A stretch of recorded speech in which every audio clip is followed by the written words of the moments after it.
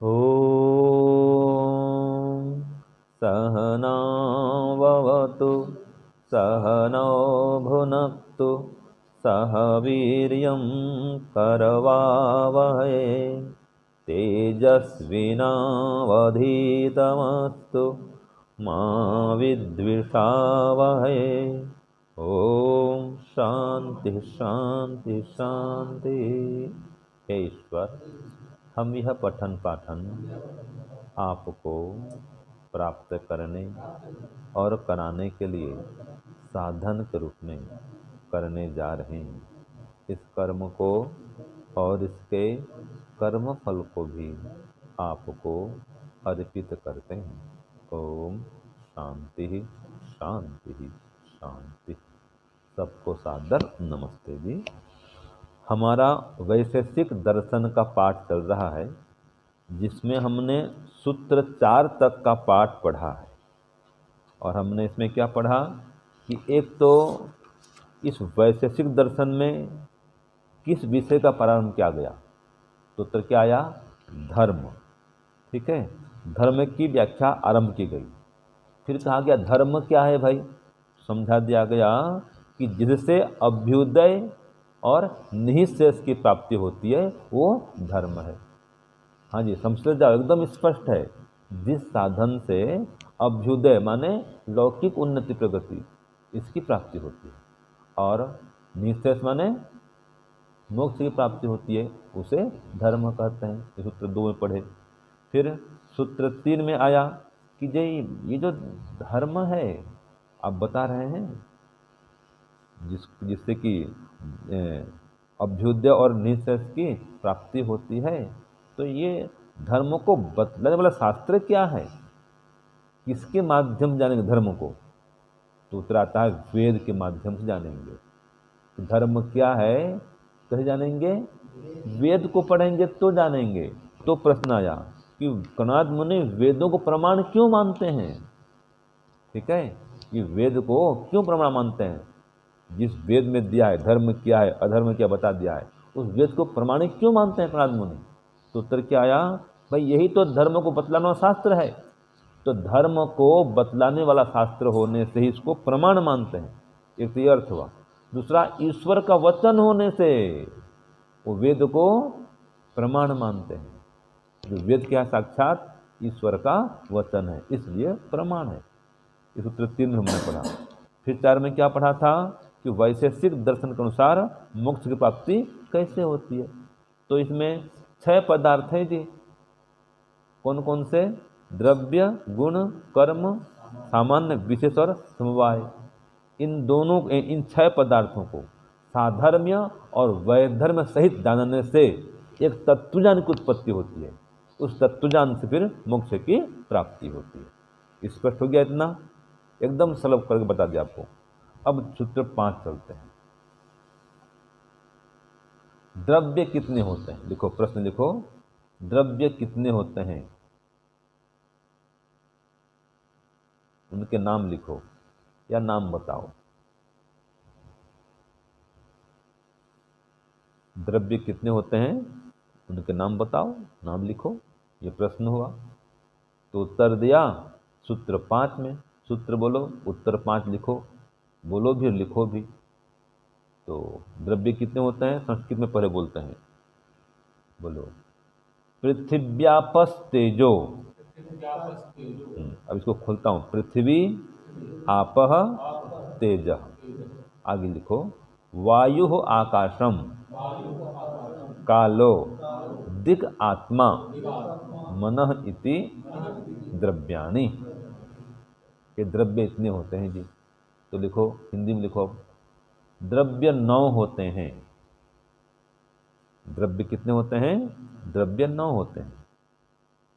देश देख लिखो आगे कौन कौन से होते हैं। लिखो, पृथ्वी, जल, अग्नि, वायु, आकाश, काल, दिशा, आत्मा और मन। तो ये 9 द्रव्य होते हैं। हो गया स्पष्ट जी? तो देखो 6 पदार्थ पढ़े थे ना। सबसे पहले द्रव्य, गुण, कर्म, सामान्य, विशेष और समवाय। उनमें से पहला क्या आ गया? द्रव्य आ गया। तो द्रव्य कितने होते हैं? हाँ जी, और इसको भूलेंगे तो नहीं पद्मनाभ जी। द्रव्य कितने होते हैं? 9। कौन कौन से बोलो जी? पृथ्वी, जल, अग्नि, वायु, आकाश, काल, दिशा, हाँ आत्मा और मन। तो इसमें तो 5 महाभूत हैं। पृथ्वी, जल, अग्नि, वायु, आकाश 5 महाभूत हो गए। फिर दिशा और काल, ये 2 उत्तर दक्षिण दिशा पड़ते हैं ये, और काल माने समय, तो 2 और जुड़ गए, और आत्मा और मन 9 हो गए। ये 9 द्रव्य पक्का कर लेना भाई, ठीक है। तो ये 9 द्रव्य होते हैं जी। अब आगे आएगा गुण के विषय में। तो लिखो सूत्र 6 का प्रश्न लिखिए, गुण कितने होते हैं? इनके नाम भी लिखो।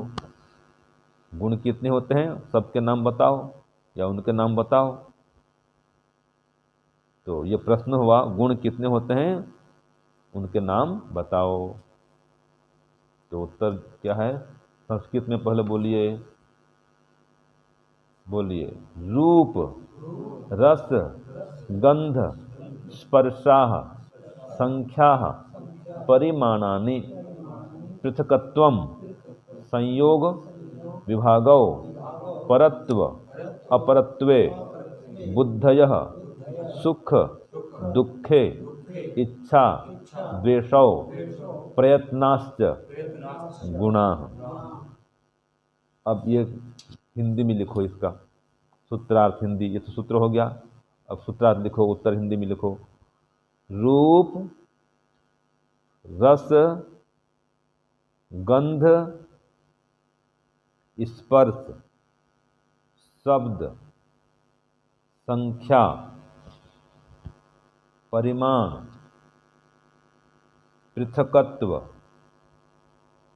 संयोग, विभाग, परत्व, अपरत्व, संयोग, विभाग, परत्व, अपरत्व, बुद्धि, बुद्धि, सुख, दुख, इच्छा, द्वेष, प्रयत्न, गुरुत्व, द्रवत्व, हाँ गुरुत्व, द्रवत्व, स्नेह, संस्कार, धर्म, हाँ धर्म, और अधर्म। ये 24 गुण होते हैं। ये 24 गुण होते हैं। इनको याद कर लेना भाई। तो आपको क्या करना है याद? पहले तो 6 पदार्थ है ना, फिर 9 द्रव्य और 24 गुण। अब अभी आगे आ रहा है 5 प्रकार का कर्म। सूत्र 7 लिखो, प्रश्न लिखिए इसका। कर्म कितने प्रकार के होते हैं और कौन कौन से? कर्म कितने प्रकार के होते हैं और कौन कौन से? ये सूत्र 7 है जी। अभी केवल नाम नाम बता रहे, ठीक है, व्याख्या बाद में हम जानेंगे।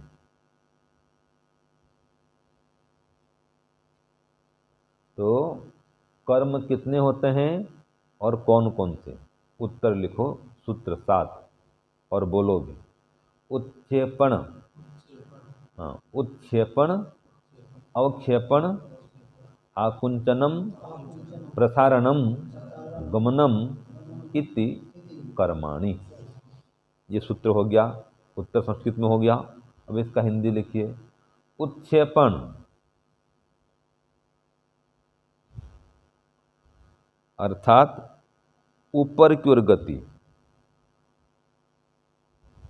उत्क्षेपण माने ऊपर की ओर गति। अवक्षेपण माने नीचे की ओर गति।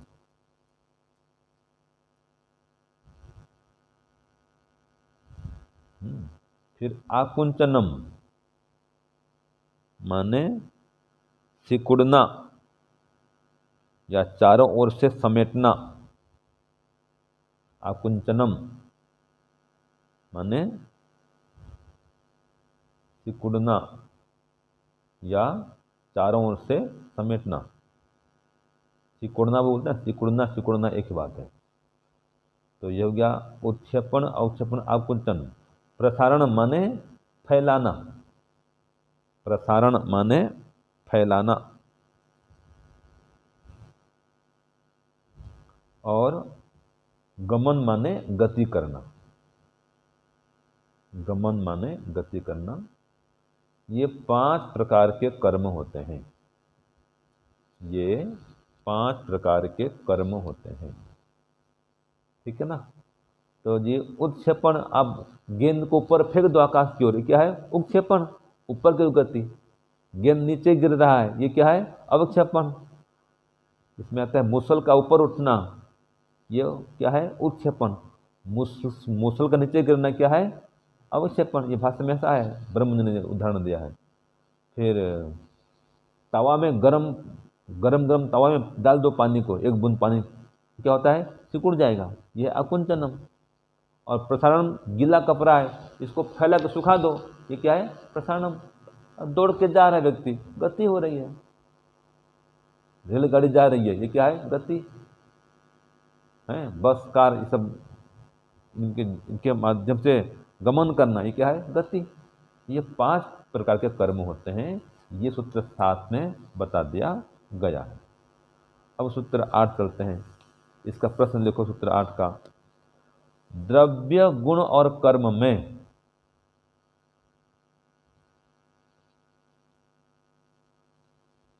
द्रव्य, गुण और कर्म में कितनी समानताएं होती हैं? द्रव्य, गुण और कर्म में कितनी समानताएं होती हैं? यह प्रश्न हुआ जी। तो इसको समझो प्रश्न को। द्रव्य कितने पढ़े थे हमने? 9, है ना। गुण कितने पढ़े थे? 24। कर्म कितने पढ़े थे? 5। इन तीनों में, 9 द्रव्य में, 24 गुण में और 5 कर्मों में क्या क्या समानताएं होती हैं, ये प्रश्न में आ रहा है, ठीक है। तो इसका उत्तर पढ़ो और लिखो संस्कृत में सूत्र के रूप में। सद अनित्यम, बोलो जी।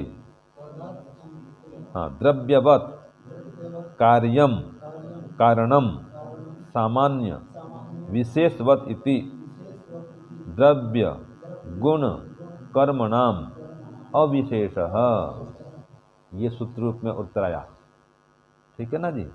अब इसका अर्थ लिखो हिंदी में। द्रव्य, गुण और कर्म में 7 प्रकार की समानताएं होती हैं। उत्तर लिखो, कितनी समानताएं होती था ना प्रश्न। तो द्रव्य, गुण और कर्म में 7 प्रकार की समानताएं होती हैं। एकदम सरल है भाई, कोई कठिन नहीं है। द्रव्य, गुण और कर्म में 7 प्रकार की समानताएं होती हैं। पहला लिखो, सत्ता वाला होना। पहला क्या है? सत्ता वाला होना। दूसरा अनित्य होना। पहला सत्ता वाला होना, दूसरा अनित्य होना। तीसरा है द्रव्य का आश्रय लेना। तीसरा द्रव्य का आश्रय लेना। चौथा कार्य रूप होना। चौथा है कार्य रूप होना। पांचवा कारण रूप होना। पांचवा कारण रूप होना। छठा है समानता वाला होना। समानता वाला होना। और 7वां क्या होगा? विशेषता वाला होना। विशेषता वाला होना। ये 7 प्रकार की समानताएं होती हैं। ठीक है, तो इसको क्या समझते हैं, सत्ता वाला होना। देखो, हर पदार्थ की अपनी अपनी सत्ता है। आत्मा की अपनी सत्ता है, परमात्मा की अपनी सत्ता है, प्रकृति की अपनी सत्ता है, मिट्टी की, वायु की, जल की, सबकी अपनी अपनी सत्ता है। ठीक है, तो ये सत्ता सब में है, ये समानता है। द्रव्य हो चाहे गुण हो चाहे कर्म हो, सबकी सत्ता है। ऐसे ये सब के सब अनित्य होते हैं। जो कार्य द्रव्य होता है, जो द्रव्य गुण कर्म है ना, ये अनित्य होता है। यहाँ पर वो जो मूल प्रकृति है, ईश्वर है, जीवात्मा, उसकी चर्चा नहीं हो रही है। ठीक है ना, जो कार्य द्रव्य है उसकी चर्चा हो रही है। तो ये अनित्य होते हैं, ये समानता है इन तीनों में।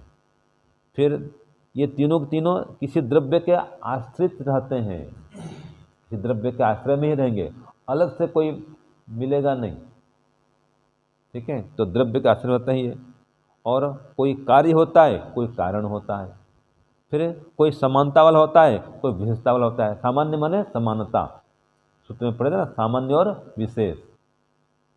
तो सामान्य माने समानता, विशेष माने विशेषता अथवा भिन्नता। ये 7 प्रकार की इनमें समानता होती है। ये सूत्र 8 में बता दिया गया है। ओम शांति, ओम शम। सबको सादर नमस्ते जी।